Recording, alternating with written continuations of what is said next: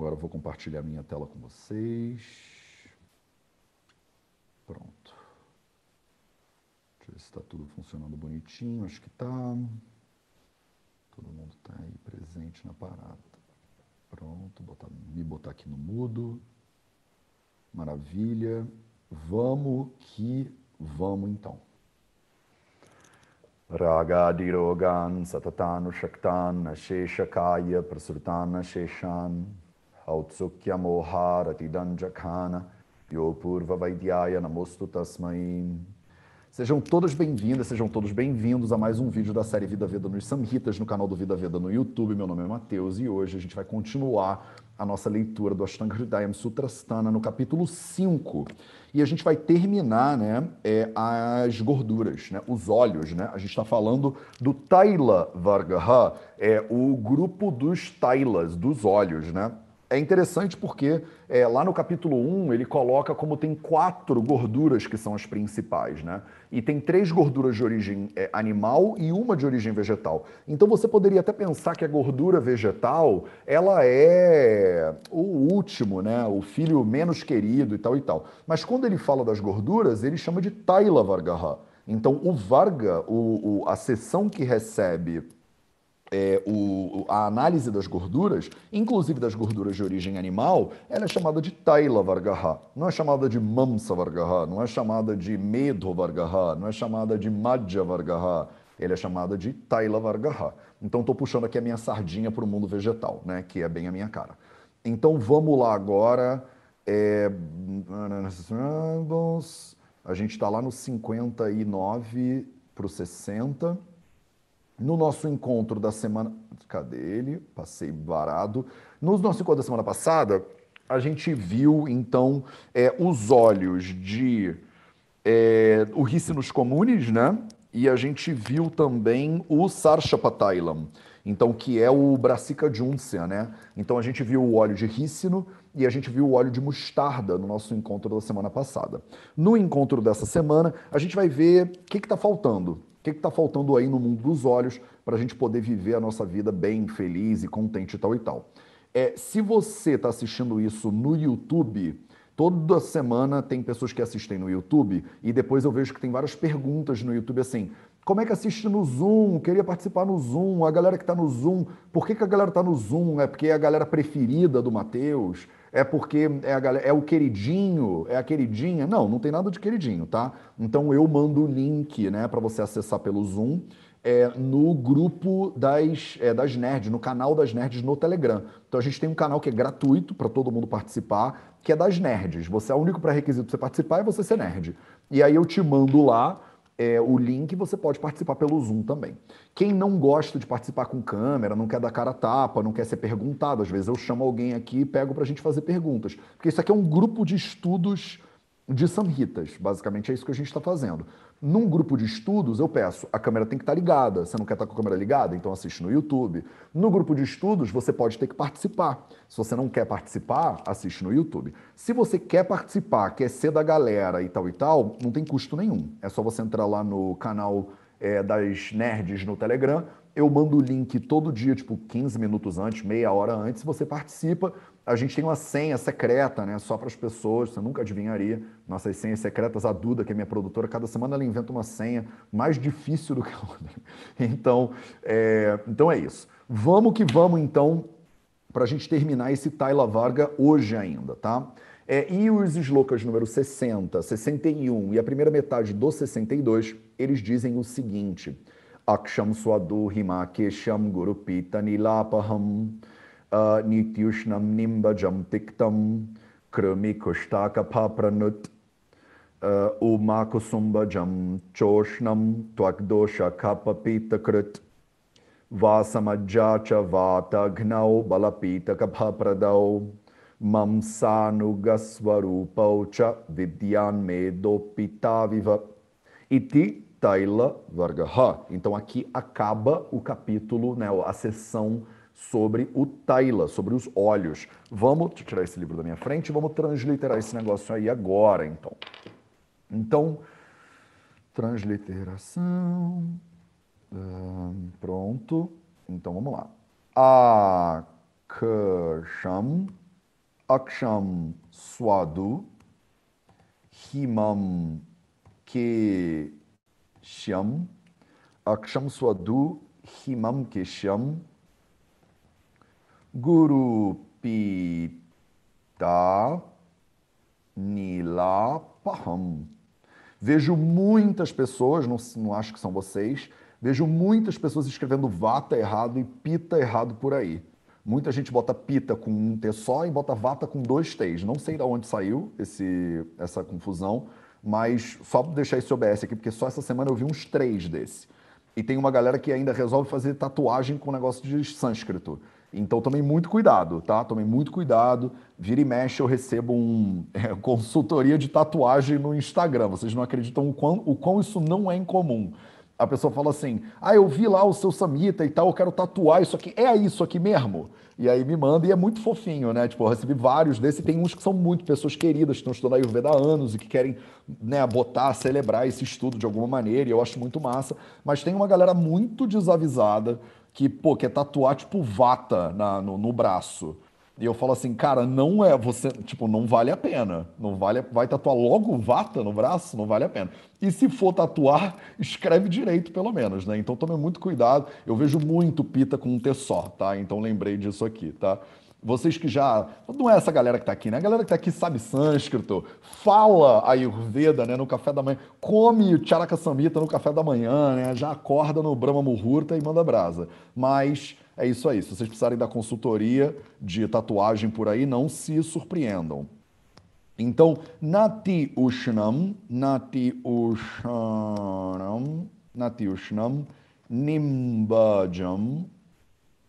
Nati Ushnam, Nati Ushnam, Nimbajam, Tiktam, Tiktam, Krumi, Kushtha, Kapha, Pranut, 60. Uma Kusumbhajam, Uma Kusumbhajam, Chorshanam, Twak, Dosha, Kapha, Pitta, Krita. Pitta, Krita. Vasa, Maja, Cha, Vatagno,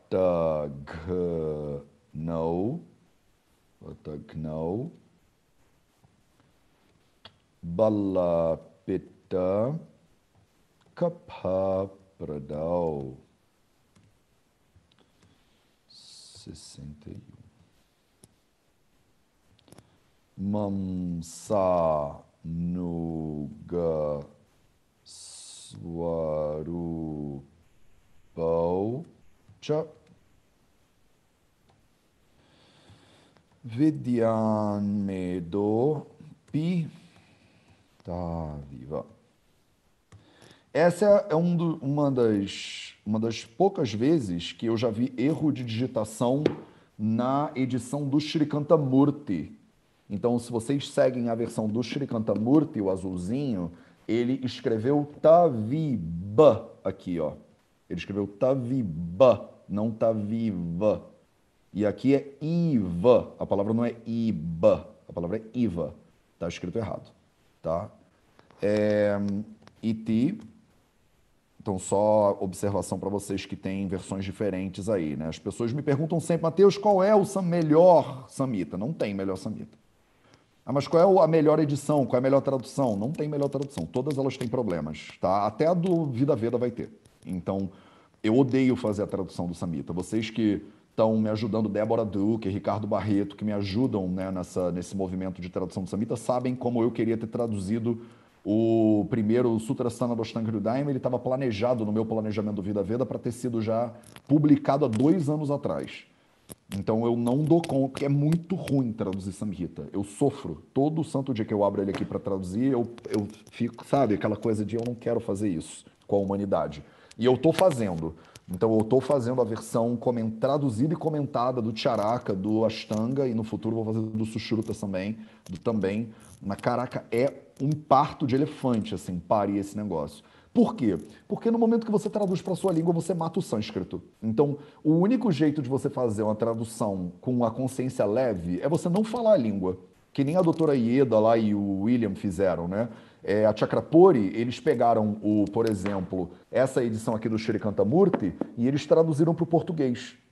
O que eles fizeram? Pegaram o inglês e traduziram para o português. Aí é mais gostoso, aí não tem tanto problema. Você fala inglês, traduzido do inglês para português não é tão esquisito. Traduzir para o inglês para português é mais suave, parece que a tradução ela flui melhor. Do sânscrito, não, a parada é muito, o buraco é um pouco mais embaixo. Então, toda vez que eu traduzo, eu não gosto da minha própria tradução. Aí eu refaço ela 35 vezes, aí eu falo, tá bom, vamos com o que dá.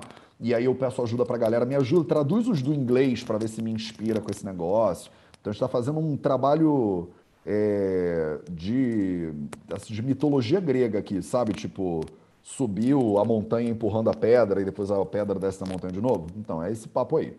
Então, vamos que vamos. Mas só para dizer que tem alguns errinhos. Todas as edições têm erros. Eu tenho todos, praticamente. Sempre que sai uma edição nova do Charaka Samhita, por exemplo, esse ano agora que passou, estava saindo umas edições novas. Então, por exemplo, o professor Tevari estava saindo, ainda não saiu ela inteira.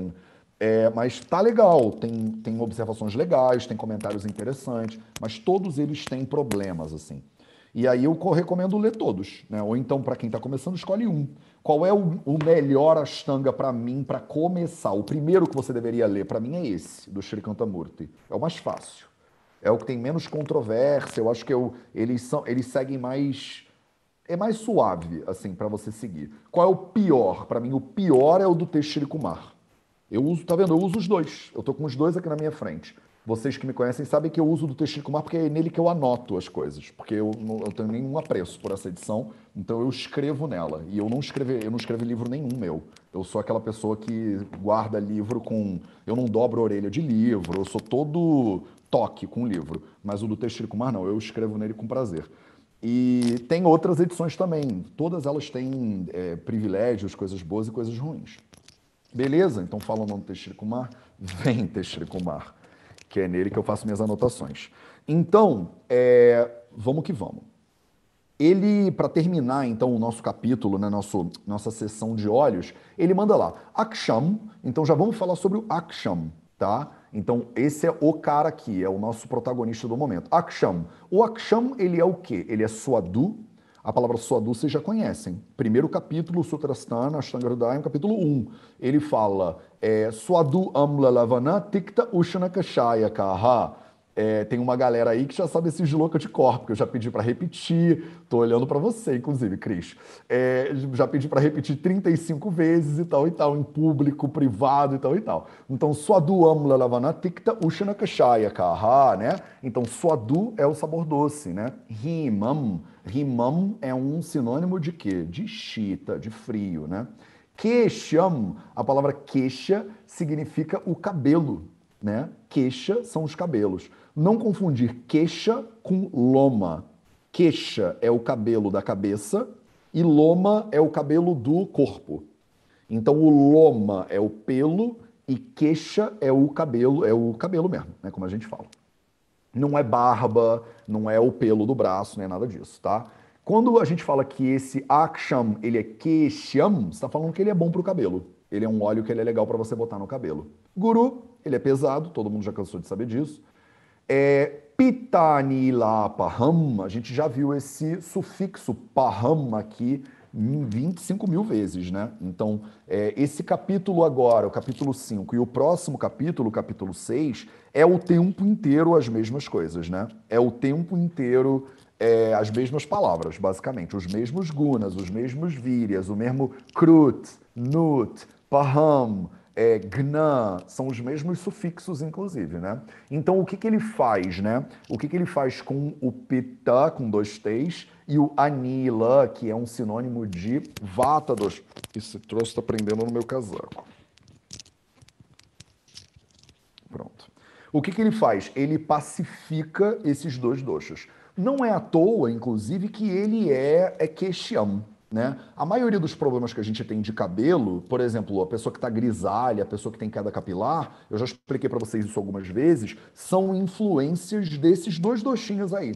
Então, qual é a patogênese, por exemplo, da pessoa que tem calvície, né? Precoce, por exemplo? Normalmente a gente fala que o Pitta, ele é acumulado nos fólicos, como fala isso em português? No negócio onde sai o cabelo, né, no buraquinho onde sai o cabelo, ele queima a raiz do cabelo e aí o cabelo fica branquinho. Então, o funcionamento, né, dos doshas, o cabelo branco, ele é uma marca clara de acúmulo de pita no couro cabeludo. E aí o vata, ele vem, ele tapa os poros, ele gera um bloqueio lá nos poros, e aí você tem queda do cabelo. Então, esses dois doshas, eles atuam de maneira muito clara para meio que bagunçar a qualidade dos cabelos, né? E esse óleozinho aí, o óleo de Aksha, ele é bom para queixa, ele é bom para o cabelo. Então ele é bom para o cabelo e ele apazigua Pitta e apazigua Vata. Então fica bem, né, claro, se a pessoa é uma pessoa que é muito grisalha, por exemplo, ou a pessoa tem o cabelo muito quebradiço e tal, ela pode usar Aksha. Qual é o problema de vocês e por que eu ainda não traduzi a palavra Aksha? Porque vocês não têm esse negócio. Na maior parte do mundo, as pessoas não têm esse negócio. Se é uma plantinha, uma das três principais frutinhas, né, que a gente chama de trípala. Vocês todos conhecem, né, esse negócio do trípala. São três frutinhas, né? É a terminalia belírica, a terminalia tchébula e o Embílica officinalis, né? E essa daqui, o Aksha, é uma delas, que é a terminalia belírica, também conhecida como balatak, né? A gente também chama ela de Aksha, tá? Então, o óleo desse negócio. E ninguém tem esse negócio, né? Então, de repente, se você mora na Índia e tal, você acha óleo de Aksha por aí. Isso é um troço que talvez seja importante eu já falar agora, eu já tenho falado um pouquinho. Esses nomes, eles são de uma complicação. O nome botânico da planta, a correspondência atual da planta, porque o nome ele vai mudando ao longo do tempo. Eu tenho, inclusive, um dos livros que veio comigo, é um glossário das ervas no Bruhattraí. Então, se eu quero achar, por exemplo, qualquer planta dentro do Charaka, do Sushruta e do Vagbhata, esse livro aqui ele é só um glossário, não serve para nada. Ele é um livro inteiro só para eu identificar, tipo, onde é que está o Tunga, por exemplo, onde é que está o Tumburu. Então eu quero identificar o Tumburu, que é o Xanthoxylum alatum, e ele me diz todas as passagens do Charaka, do Sushruta e do Vagbhata onde tem esse negócio, onde essa planta é mencionada, né? Qual é o problema desse livro aqui, que é o problema da maioria dos livros de Dravyaguna? Esses nomes mudam. Então, o Phaseolus mungo, que é o Mungdal, hoje não chama mais Phaseolus mungo. O Phaseolus radiatus, que era o feijão preto, virou Phaseolus mungo. E o mungo virou não sei o que lá. Então, como a botânica, a nomenclatura botânica, ela muda ao longo do tempo, e os autores indianos, para muitas ervas e muitas substâncias, eles se aferram ao nome, à nomenclatura botânica. O que isso significa? Para eu poder traduzir a palavra Aksha, para todo mundo entender, em vez de eu ficar falando Aksha, Aksha, Aksha, porque essa é a nomenclatura de 1.500 anos atrás, você não vai hoje no mercado e você fala Aksha, né? E a pessoa entende, né? E eles têm sinônimos, tem 35 nomes para a mesma planta e tal e tal. Eles preferiram lá na década de 30 e 40, principalmente, meio que traduzir a nomenclatura botânica toda. Então, se você falar, por exemplo, o Mungdal, ele é o Phaseolus mungo. Só que a nomenclatura botânica que a gente adaptou para o Ayurveda lá atrás, e que está na maioria desses livros, no Shrikantamurti, nesses caras todos, é uma nomenclatura que muitas vezes está ultrapassada pela botânica moderna. A botânica moderna vai lá e muda o nome da planta, só que quando você pega o Shrikantamurti, o nome ainda é o nome antigo da década de 50, 60, sei lá. E aí você que é estudante de Ayurveda, você joga lá no Google, por exemplo, Phaseolus mungo, e você acha outra coisa, por exemplo. Então isso embola o meio de campo de todo mundo. A ciência do Dravyaguna é a coisa mais chata de estudar dentro do Ayurveda, na minha opinião pessoal. É o pior ano da faculdade para mim. No meu ano foi o segundo ano da faculdade de medicina. A gente tem que decorar mais de 300 ervas.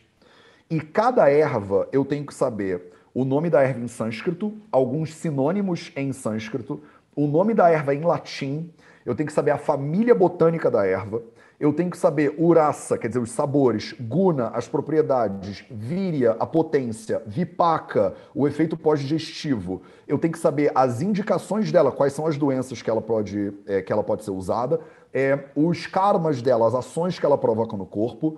Eu tenho que saber as formulações que ela é usada e as partes da erva que são usadas. Se é usada a folha, a fruta, o caule, não sei o que lá.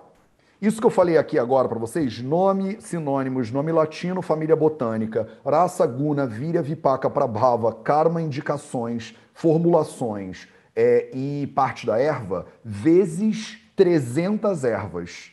E a gente tem prova oral no final do ano. Então você senta na frente do professor e aí ele fala assim, aksha. Aí você tem que falar tudo sobre o aksha. Então, é um ano bem difícil da Faculdade de Medicina do BAMS, né, especificamente. E ele é mais difícil ainda por quê? Porque eles não concordam.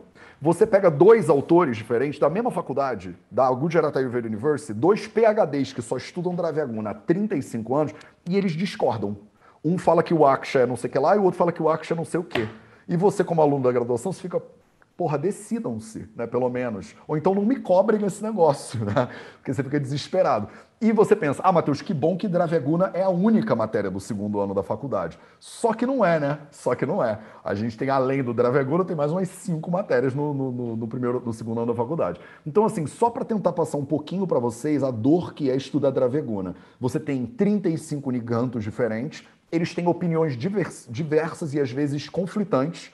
Um diz que o cravo da Índia ele tem o efeito pós-digestivo doce, o outro diz que o cravo da Índia tem o efeito pós-digestivo picante. Aí você fala, e aí? Boto ou não boto no chá esse negócio então? E a gente tem que ir lá pesquisar, estudar, tomar o cravo da Índia, ver se saiu queimando ou não saiu queimando, entendeu? Então, Dravyaguna é a tragédia, que é quando a gente estuda matéria médica, nas plantinhas, basicamente. Ao mesmo tempo que é uma tragédia, toda tragédia, né, inclui uma das coisas mais bonitas que tem, né, dentro do Ayurveda, que é você conhecer as plantinhas, e se você conhece as plantinhas, se você conhece o que dá no teu quintal, você entende como cada planta tem uma personalidade diferente, assim.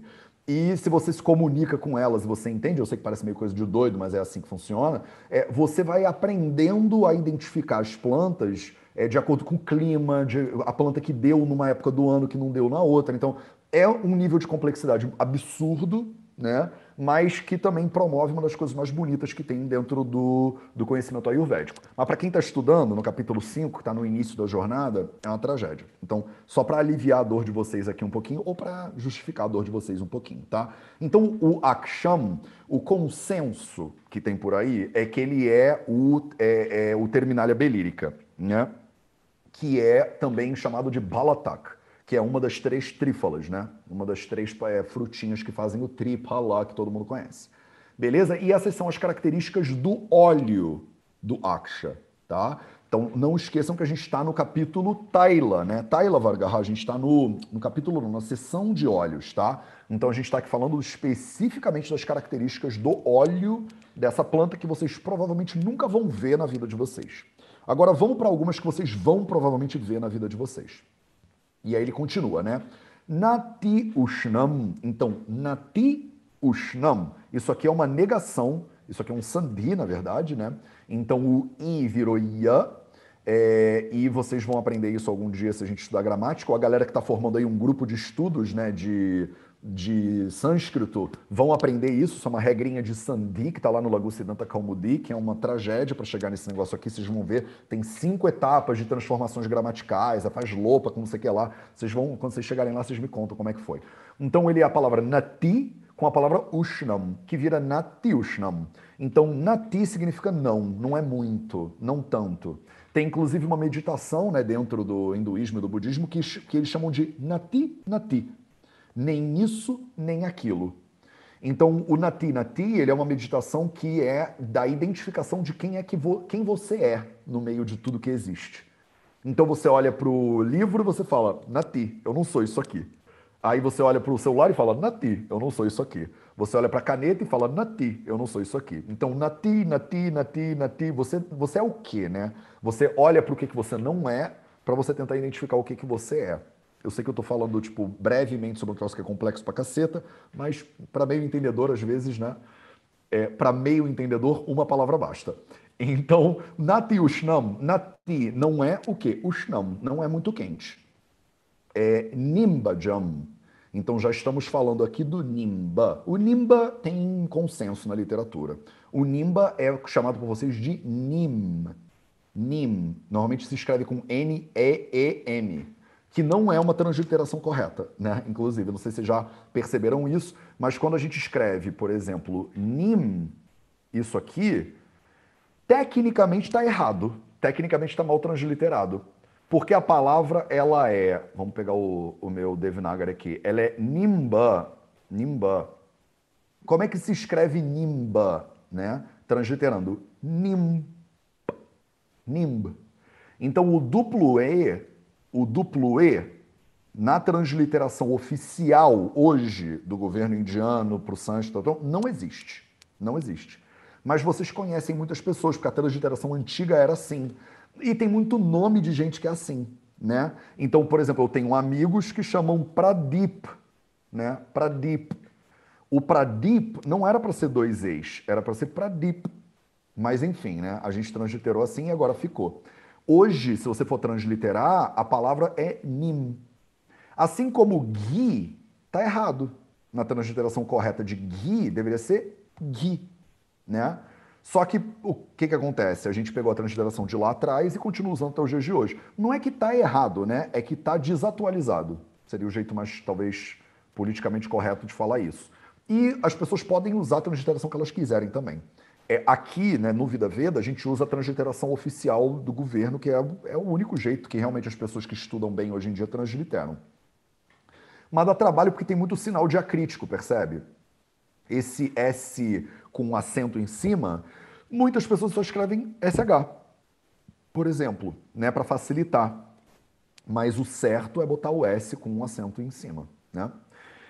Então, a gente está falando agora do Nimba. O Nimba, que é o Nim, normalmente, né, no Gujarati, no Hindi, eles chamam de Nim.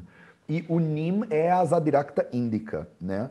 Ele é uma planta que tem no Brasil, inclusive, eu não sei se tem em Portugal ainda, mas ele tem no Brasil com certeza, e não é muito quente. Então o óleo do Nim é muito usado. Você acha muito na Índia óleo de Nim. Não sei se no Brasil eles já extraem óleo de Nim, mas na Índia tem muito.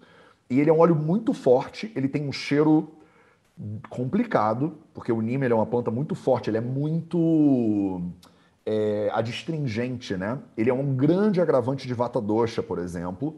E as pessoas na Índia, é engraçado, em Gujarat, quando eles têm o hábito, em determinadas épocas do ano, de catar a folhinha do Nim, da árvore, porque tem árvore de Nim em tudo que é lugar, né? Lá em Jamnagar, onde eu estudei, por exemplo, tinha árvore de Nim para tudo que era lado. Então as pessoas tinham mania de catar uma folhinha do Nim e ir mastigando a folhinha do Nim.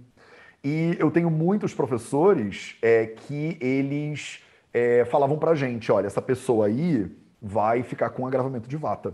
E às vezes vem um paciente com agravamento de vata e a gente fala, o professor fala, você tá mastigando o NIM? Porque a pessoa tinha mania de pegar o NIMzinho e botar na boca e tal e tal. Beleza? Eu vi que o Ricardo levantou a mão. Você quer falar agora, Rick, ou quer esperar até o final? É só perguntar, quando diz o óleo de Nime, estamos a falar da semente, da extração da semente, certo? Você pode usar o óleo da folha, você pode usar o óleo da planta inteira. O NIM a gente usa a planta inteira. E vão ter Mas as mesmas propriedades, sim, independentemente? sim, a Ok, planta inteira vai ter as mesmas propriedades. perfeito, era O isso. NIM, de nada. O NIM ele é uma planta que a gente usa a folha, a gente usa o caule, a gente usa a casca da árvore, a gente usa a semente, a gente usa. Eu acho que a semente é o mais comum, Rick, de extrair, né? Normalmente, quando você pega as sementinhas, elas são o que tem a concentração melhor de óleo, né? Mas é isso. Então, o NIM, ele não é muito quente, ele não é muito quente, ele é ticta, ele é amargo. Então, e é claro, né? Quem já pegou um NIM e botou na boca, vocês percebem como ele é amargo. Krumi custa capa pranut. Krumi custa capa pranut. Então, cadê o meu negócio? Cadê? Então, krumi, para começar. Krumi são os vermes, já vimos muito aqui, né? Vermes, parasitas e tal e tal. Kusta é uma série de doenças de pele, né, diferentes. Kapha é o nosso querido dosha Kapha. Pranut, a palavra pranut, eu não sei se a gente já viu ela muito, mas a palavra pranut significa celebrado, significa elogiado. Então, esse óleo, ele é elogiado e ele é celebrado. Em que casos? Em casos de Krumi, em casos de Kushta, em casos de Kapha agravado. O que isso significa? É um jeito poético de dizer que ele é indicado para esses casos aí. Para casos de Kapha agravado, para casos de Kushta e para casos de Krumi, né? Ele não é indicado, já adianto para você, já tinha comentado, em casos de Vata muito agravado, tá? Então tomem cuidado com o óleo de neem, principalmente para consumo interno, tá? Eu estava falando dos cabelos, né? Mas a gente está sempre falando aqui, né? Principalmente falando aqui do óleo para consumo interno, para uso para administração interna, para manufatura, que fala em português, de remédios diferentes, para a pessoa poder botar isso dentro da boca, né? E ele agrava muito o Vata Dosha.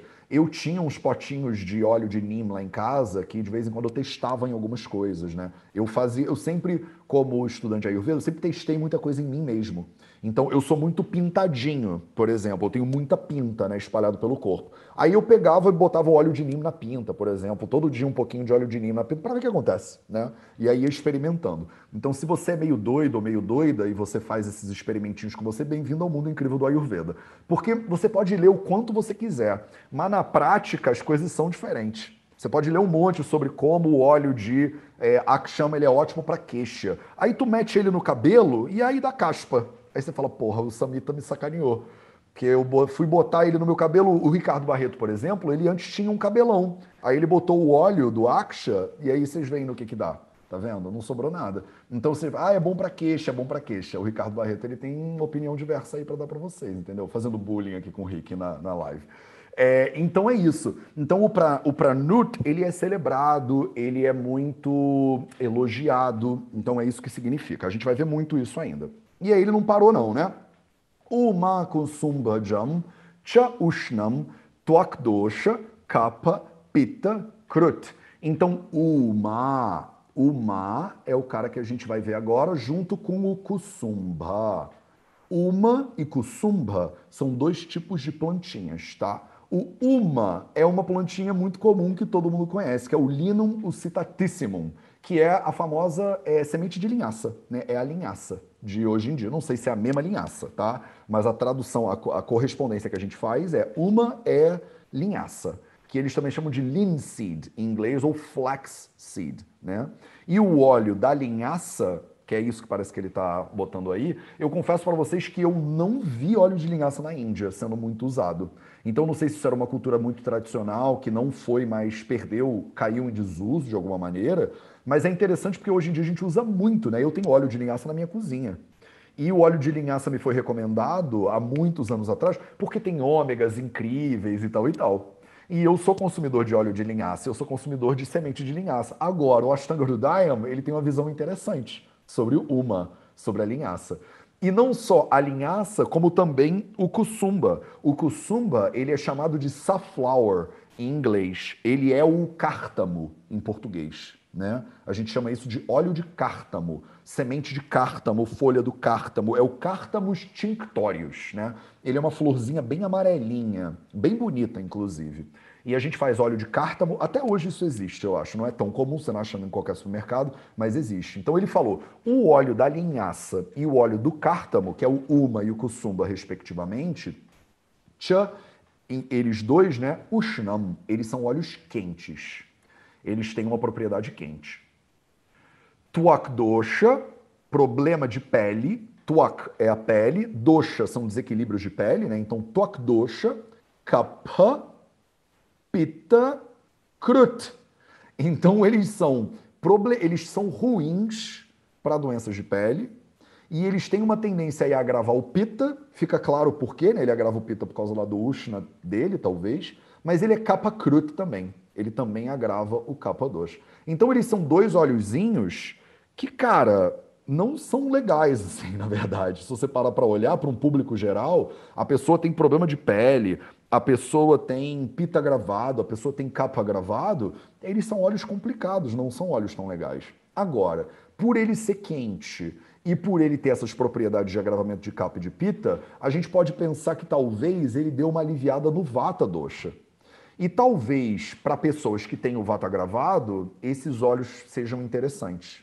Talvez por isso, hoje em dia, existe essa recomendação relativamente ampla, né, do uso do óleo da linhaça isolado. A maioria das pessoas, e eu estou nessa linha do Dr. Michael Greger, por exemplo, e a linha do Dr. Goldhammer, do Dr. Michael Clapper, dessa galera, que prefere evitar o uso de óleos, né? Então, no mundo que a gente vive hoje, que a maioria das doenças são doenças de excesso de tecido, eu tomo muito cuidado em recomendar o uso de óleo para pacientes, né? Agora, tem o paciente que sim, então com vata muito agravado e tal, a gente oleia por dentro, oleia por fora, oleia em cima, oleia embaixo, oleia do lado, oleia de todas as maneiras que eu conseguir olear, eu oleio. Agora, não é tão comum. A maioria dos pacientes que eu vejo na clínica, por exemplo, são pacientes que têm excesso de tecido e excesso de oleação. E aí, para eles, esses óleos aqui não são tão legais. Eu não sei se tem. Porque, como a gente está dando, eu estou dando fazendo essa leitura para o mundo inteiro, né? Tem gente no mundo inteiro que assiste esse negócio.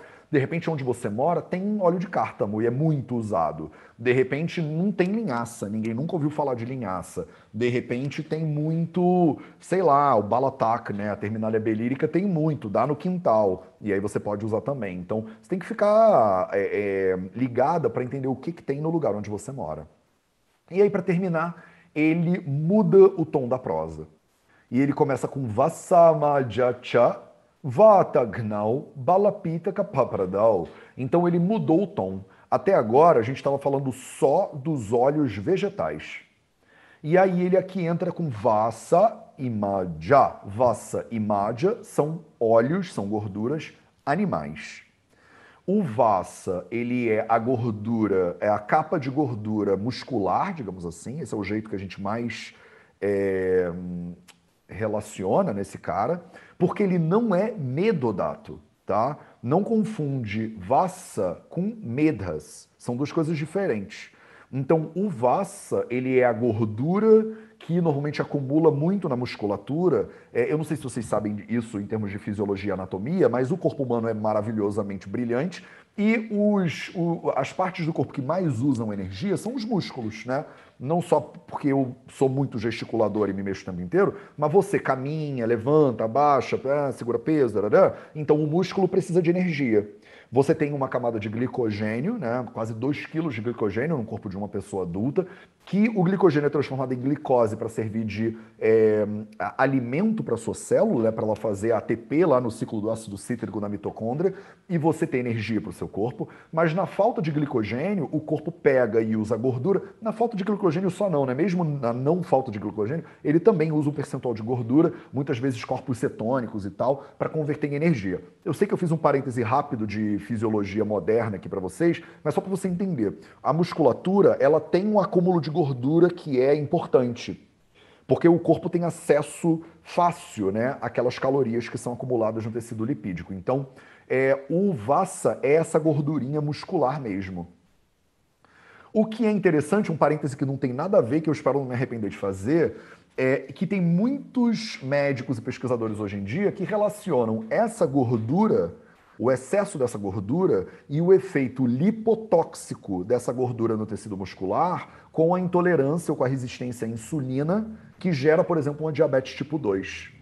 A maioria das pessoas antigamente falava muito sobre, ainda se fala, né? Eu falo antigamente como se fosse verdade, mas não é. A maioria das pessoas hoje em dia ainda acha que diabetes é uma doença de açúcar, né?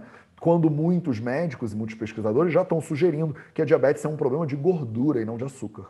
O açúcar é a consequência da diabetes, mas a gordura é o problema. Na visão ayurvédica, qual gordura que é o problema? Essa aqui, o Vassa. É a gordura que está grudadinha na tua musculatura e ela pode gerar lipotoxicidade nas células musculares, né? E essa célula não fica tão receptiva, digamos assim, à insulina. Isso gera uma resistência insulínica. Não é à toa que a gente vê que muitos pacientes que têm sobrepeso e diabetes tipo 2, quando eles perdem gordura, perdem peso, muitas vezes a resistência insulínica melhora. Não é à toa que a gente tem recomendações das mais comuns no mundo hoje em dia você tem diabetes tipo 2? Faz atividade física, né? A perda de peso hoje em dia, né, é um protocolo fundamental dentro, por exemplo, de síndrome metabólica, né, que inclui ali a diabetes, né, dentro da perspectiva dela. Então, dei uma tangente moderna aí só para dar uma contextualizada para vocês. Então, o vassa, ele é essa gordura muscular. Madhya é a gordura que fica dentro do osso.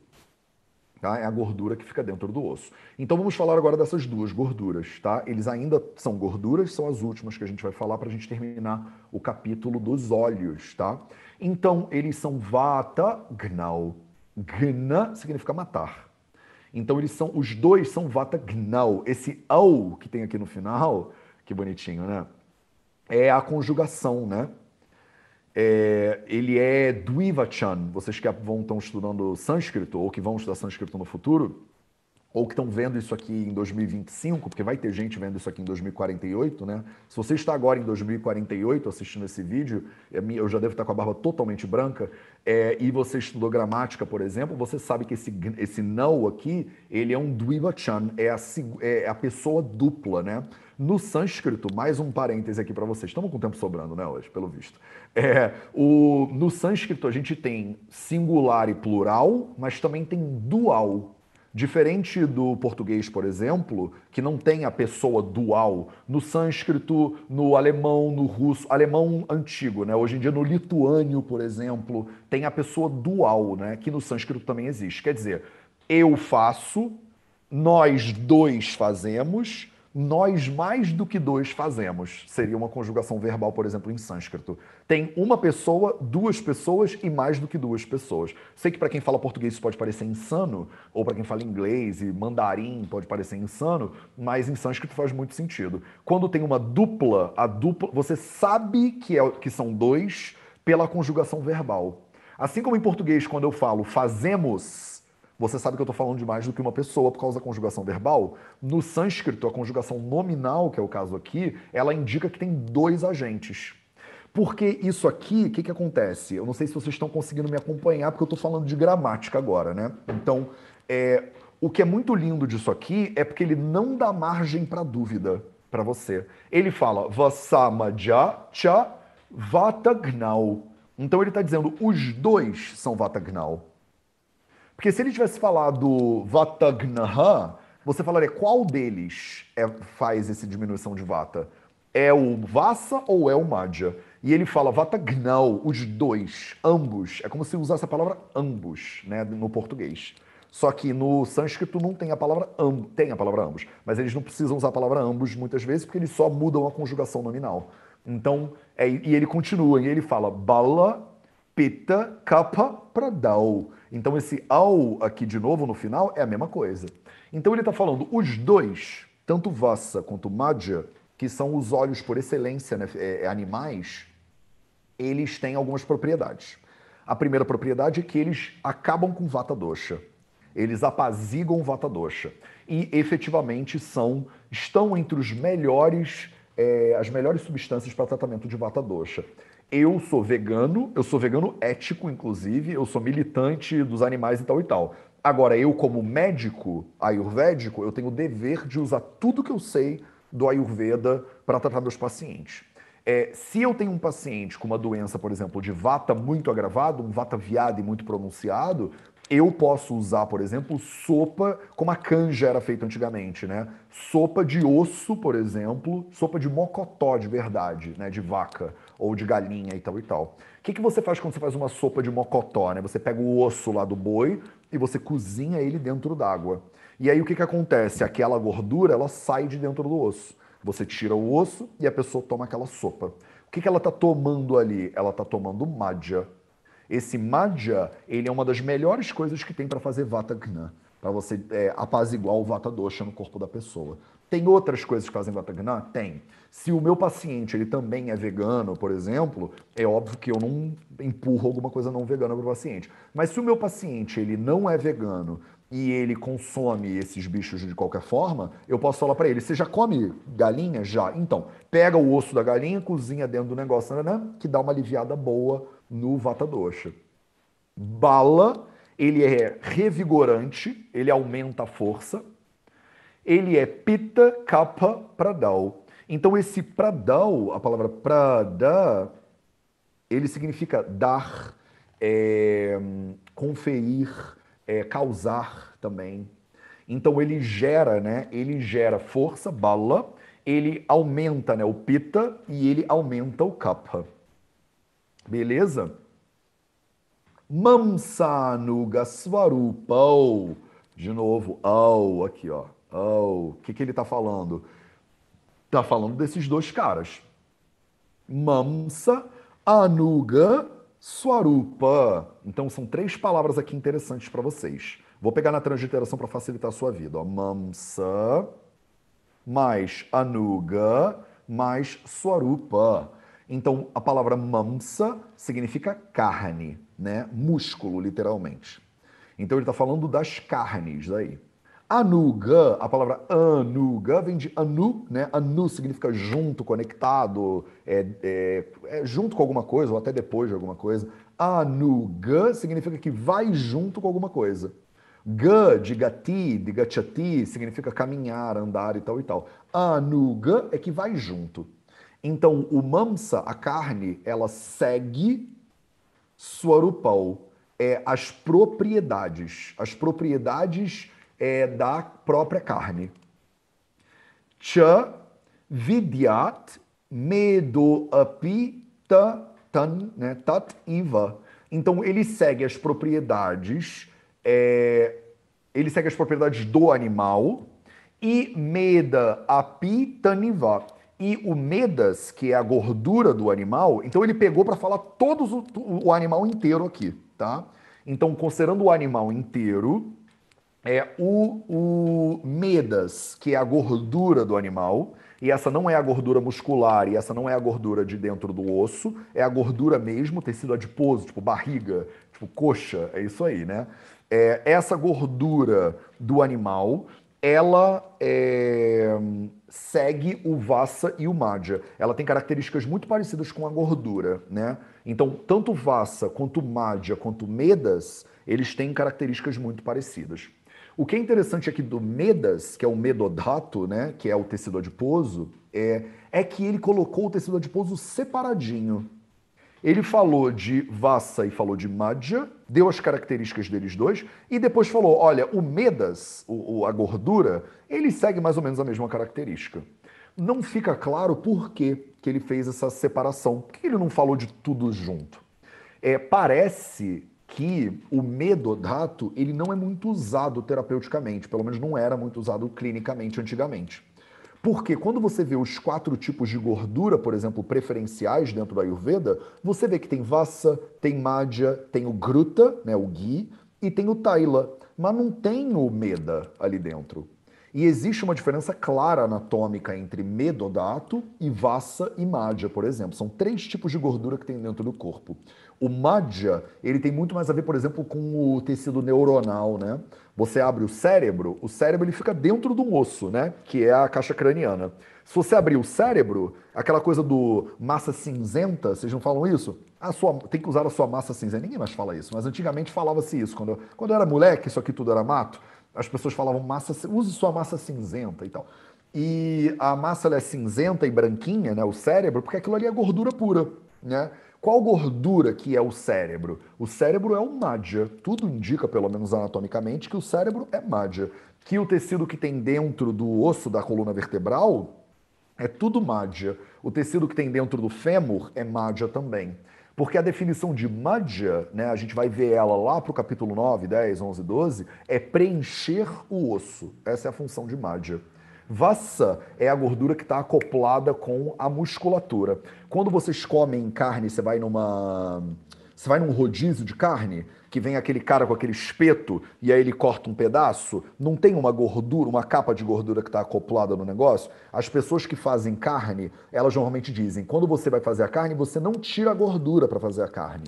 Você deixa a gordura, porque se você tirar a gordura, a carne fica esturricada, não fica tão boa. Eu não como carne há mais de 20 anos, então eu posso estar falando besteira.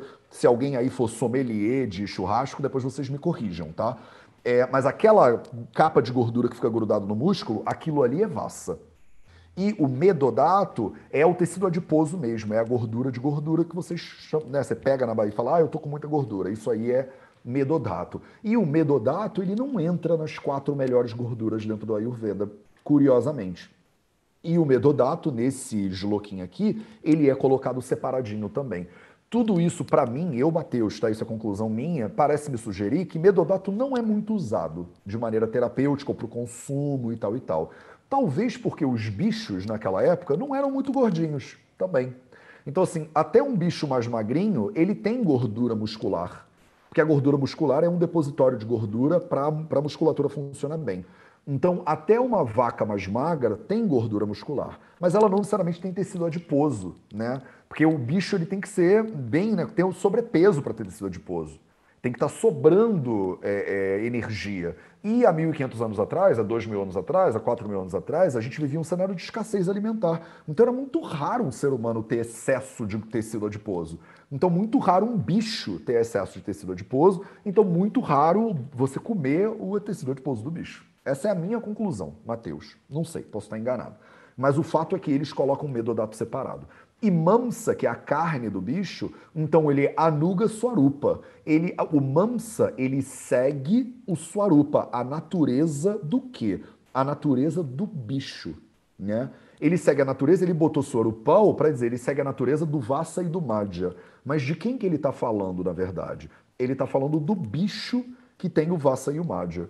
Então, tudo isso aqui é interessante vocês entenderem que é assim, a gente está falando de vassa e está falando de madhya de maneira genérica, tá? De maneira genérica, vassa e madhya são vata gnau, são bala pitaka papradal.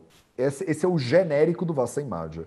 Mas você, no capítulo 5, até pode se safar achando isso aqui, o genericão. Mas você vai ver especificamente, quando a gente começar a falar de bicho no capítulo seguinte, que cada bicho tem uma característica específica. E os óleos do bicho, quer dizer, as gorduras do bicho, seja ela qual for, se for tecido adiposo, se for tecido neurológico, se for o mocotó, ele segue o quê? Ele segue o swarupa do bicho, ele segue a característica do bicho. Então não é todo bicho que tem as mesmas propriedades. Assim como o óleo da planta, ele segue as características da planta, a gordura do bicho segue as características do bicho. E a gente vai ver as características do bicho no próximo capítulo. Beleza? Iti Taila Vargaha. Então aqui esse foi o Taila Vargaha, o grupo dos Tailas, o grupo dos óleos. E aí para a alegria geral da nação, Atha Madhya Vargaha. Na próxima leitura, a gente vai começar com o grupo das bebidas alcoólicas. Então, os bebuns e bebunas aí de plantão, vocês vão ficar bastante felizes. Aproveita a semana, tá? Porque, como tudo, né, nessa leitura aqui, vocês aproveitam a ignorância enquanto ela dura, né? Porque logo em seguida a gente vai começar a estudar mais aprofundadamente o que são as bebidas alcoólicas, o efeito que elas têm no corpo, quando elas são recomendadas, quando elas não são recomendadas. Esse sloka que eu estou deixando aí na tela é a hora de vocês tirarem aí o print screenzinho, manda pra galera lá no grupo enfim, na galera nerd, né, dos Samhitas. E para a aula que vem, então, esse é o dever de casa, tá? Dever de casa, transliterar os slokas, segunda metade de 62, 63, 64, primeira metade do 65, vai ser pauleira, mas vocês dão conta. Revisar esse conteúdo na sexta-feira e na segunda-feira é o ideal para você ter certeza que você entendeu tudo sobre Taila, não tem dúvida nenhuma sobre nenhum óleo, não tem problema nenhum, estamos seguindo adiante bem, porque a gente já viu água, já viu leite, já viu óleo, agora vai entrar no álcool. E isso é tudo ao capítulo 5. Tá? Tu vai chegar no final do capítulo 5, tu já tá misturando leite com álcool, com queijo, com óleo, já não sabe mais o que é o que. Toma cuidado porque é isso. Óbvio que esses livros também são livros de consulta, né? Então, se tiver na dúvida, você abre lá o Samhita e manda brasa. Mas vale a pena você dar uma revisadinha nesse conteúdo para isso ficar mais na ponta da tua língua, né? E todo dia, se eu fosse você, eu leria 5 minutos de sânscrito. Então, pega isso aqui, por exemplo, e aí você vai ter que transliterar, você aproveita e dá uma lidinha. Não me importa se você lê muito devagar. Não importa se você lê letra a letra. Caramba, que letra é essa aqui mesmo? Vou lá, né? No capítulo 2 eu passei para vocês o alfabeto inteiro. Ah, esse aqui é o A. Ah, beleza. Qual é essa daqui? Esse aqui é o T. Qual é esse aqui? Esse aqui é o M. Qual é esse aqui? Cara, esse aqui é bizarro. Nunca vi na minha vida. Tá bom, pulo. Qual é esse aqui? Esse aqui é o V. Qual é esse aqui? Esse aqui é o G. E esse negócio em cima eu não tenho a menor ideia. E esses dois pontos são o R. Beleza. Então fica A, T, M, não sei... Vagar. Pronto. Isso já é, se você fizer isso 5 minutos todo dia, você já está caminhando com sânscrito no teu dia a dia. Daqui a 2 anos, você está lendo Atha Madhyavargaha, e aí você vai achar que você é um super-herói. Eu falo isso toda semana porque eu tenho exemplos de pessoas que agora toda semana me falam Matheus, eu tô lendo a parada, e me mandam mensagens lá emocionadas. Né? Só nerd mesmo se emociona quando consigo ler sânscrito, né? Ninguém mais na vida inteira consegue se emocionar com esse negócio. Mas algum dia, e o que vai acontecer é, você vai bater o olho nesse negócio, você vai saber o que que é. Eu te prometo, eu não tenho dom nenhum para língua estrangeira, eu só estudo que nem um condenado mesmo. E tô falando isso também porque quem avisa amigo é, a partir do capítulo 6 eu vou parar de transliterar. Então eu não vou continuar levando vocês na mão do jeito que a gente está levando. Eu vou deixar de dever de casa a transliteração se você quiser fazer. No capítulo 6, eu quero começar a acelerar a velocidade da leitura. Então o que vai acontecer? Eu vou chegar aqui e vou botar isso aqui na tela. E a gente vai ler isso aqui, vai ser isso aqui, não vai ter transliteração. E você vai começar a ficar cada vez mais perdidinha, né? Mas a gente está fazendo esse troço há 3 anos. E eu estou avisando há 3 anos. Então não custa, né? Beleza? Parei de dividir a tela. Se alguém tiver dúvida, agora é a hora que vocês levantam a mão aí. Eu acho que foi tudo certinho. Se não tem nenhuma dúvida, ou se surgir alguma dúvida para a semana que vem, a gente elabora ela também na semana que vem. Que massa! Essa é a minha parte preferida da leitura, quando eu boto todo mundo na tela e eu consigo ver as carinhas de vocês e ver que são as mesmas carinhas quase toda semana. Cara, bom dia, nerds. Que bom ver vocês. Maravilha? Beleza? Então vamos que vamos. Obrigado pela presença de todos e até quarta-feira que vem. Raga dirogan satatan shaktan sheshakaya prasrutan sheshan hautsukya moharatidan jaghana yo purva vaidyaya namostu tasmai bhishajam sadhu vritanam bhadramagamashalinam abhyasta karmanam bhadram bhadram bhadra